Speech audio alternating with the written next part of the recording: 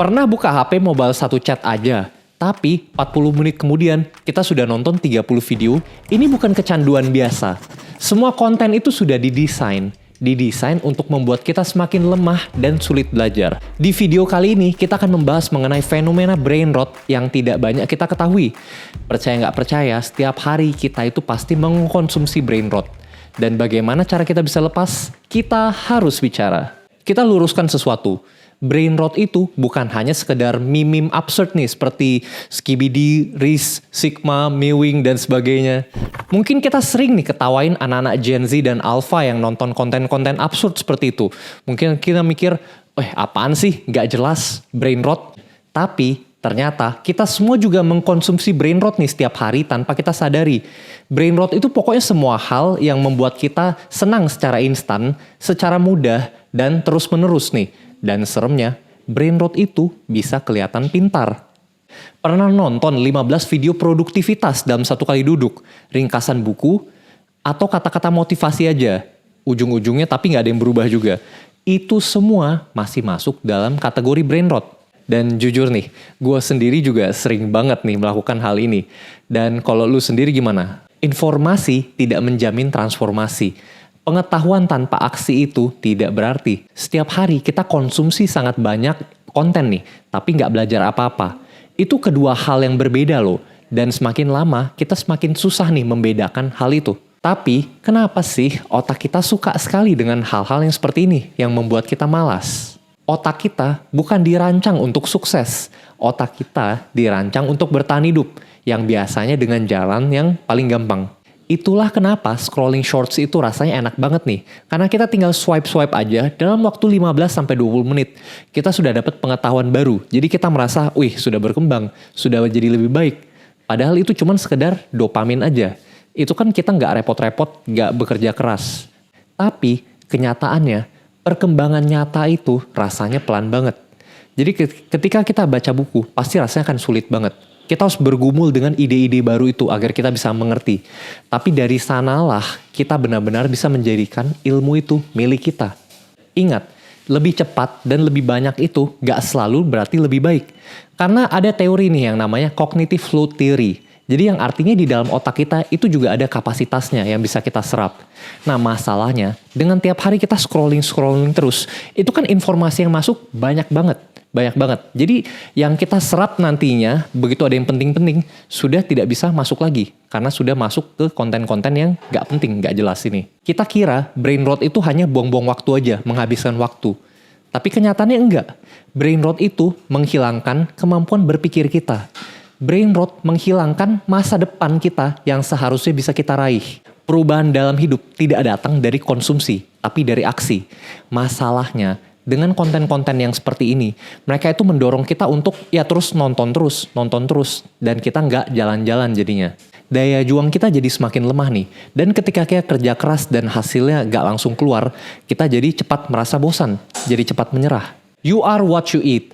Ini hubungannya dengan gizi nih, jadi artinya kalau kita makan apa, itulah yang akan membentuk kesehatan kita.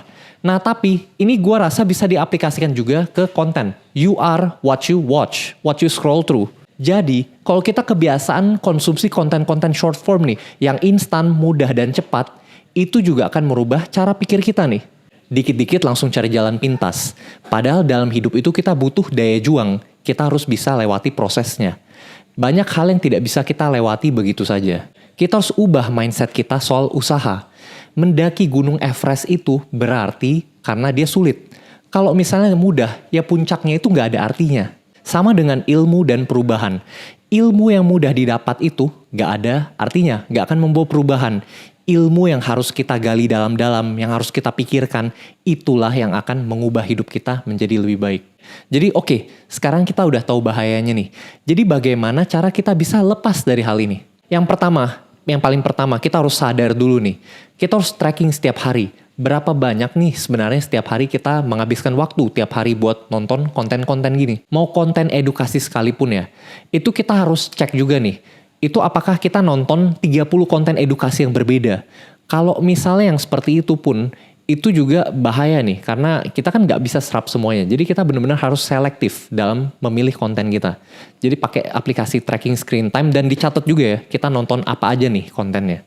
Yang kedua, kita juga harus buat gesekan nih antara diri kita dengan konten-konten yang ya kita rasa nggak berguna lah.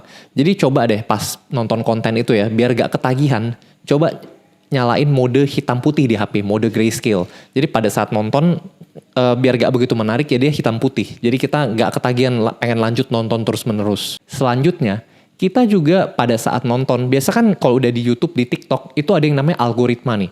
Algoritma itu dia akan selalu merekomendasikan konten yang kita suka-suka nih.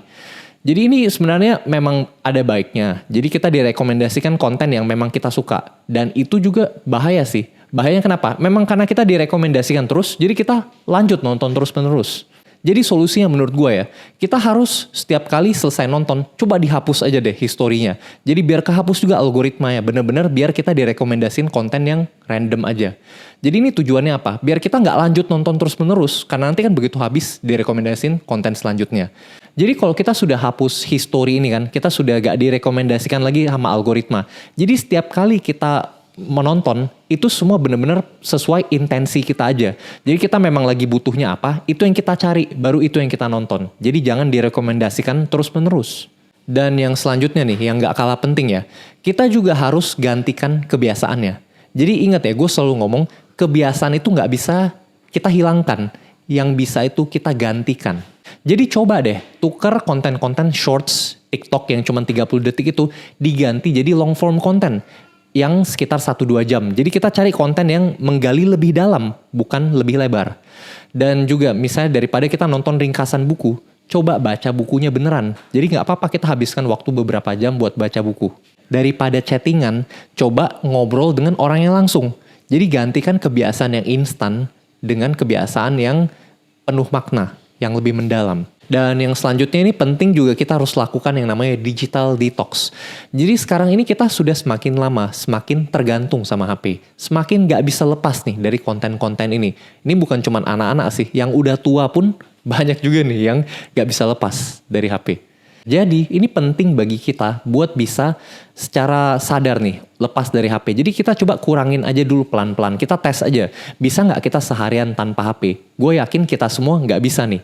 Tapi karena itu kita coba kurangin aja pelan-pelan. Misalnya dari setiap hari pakai HP 3 jam. Coba dikurangin jadi 2 jam 30 menit dulu.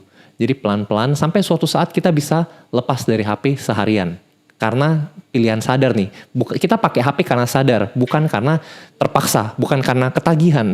Dan yang selanjutnya ya, kita juga harus punya kebiasaan deep learning nih. Jadi daripada kita belajar banyak hal-hal random, daripada belajar 30 hal, mending kita belajar 3 hal aja. Jadi benar-benar kita pelajari apa yang bisa kita aplikasikan ke hidup kita. Jadi kita coba ajarin orang lain untuk memastikan kita sudah benar-benar mengerti konsepnya. Jadi kita nggak butuh lebih banyak konten, kita butuh penerapan yang lebih konsisten. Jadi dari teman-teman sendiri nih, kalian setiap hari sering nonton konten apa nih? Coba share di kolom komentar ya. Jangan-jangan yang kita sering nonton sama nih. Kalau dari teman-teman sudah terlalu lama nih ketagihan pakai HP gak bisa lepas. Ini bukan saatnya menunggu. Kita sudah ada buat videonya mengenai cara untuk lepas dari HP saat ini juga. Jadi kalau misalnya teman-teman serius ingin lepas dari HP, ayo cek videonya ya. Karena masih banyak banget nih yang harus kita bicarakan di sana. Terima kasih dan sampai jumpa di video selanjutnya.